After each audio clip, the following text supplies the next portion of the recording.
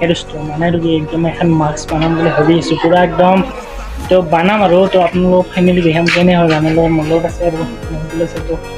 বানা হোৱাৰ পিছত কেনে হয় বস্তুখন দেখাম তো মাস্কখন বানাই আছোঁ পূৰা একদম চব ৰেডি হৈ আছে আৰু ভিতৰতে একদম তো ৰেডি ঘৰতে বনাম আৰু ভিতৰতো পূৰা আৰু বতৰটো ইমান ভাল নহয় পূৰা একদম অলপমান হয় আৰু বতৰটো অলপমান কেম্বা আনে ধৰি আছে আৰু কি ক'ম আৰু পূৰা একদম কি বনাব মই নিজে নাজানো আৰু তো দেখা যাক যি বানে আৰু পূৰা চাই ল'ম কি বানে আৰু কৈছিলোঁ না পূৰা আমি একদম আৰু বানাম আৰু পূৰা বনাবৰ কাৰণে ৰেডি হৈছোঁ প্ৰজেক্টটো তো এইগিলা বস্তুগিলা আছে আৰু চব তৈয়াৰ হৈছে এয়া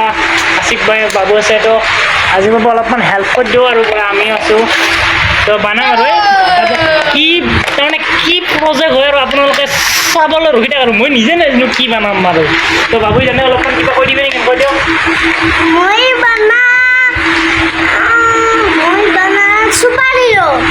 বাবুই আৰু চুপাৰ হিৰো বনাবলৈ তো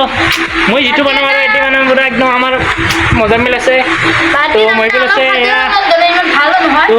ইমান দামী প্ৰজেক্ট নামানো আৰু মানে অলপ নৰ্মেল চাইজৰ আৰু এনে মাস্ক আৰু তো মাস্ক মাৰে আৰু মুখত সেই এনে টাইপৰ আৰু তো বানাতে আৰু কৰোঁ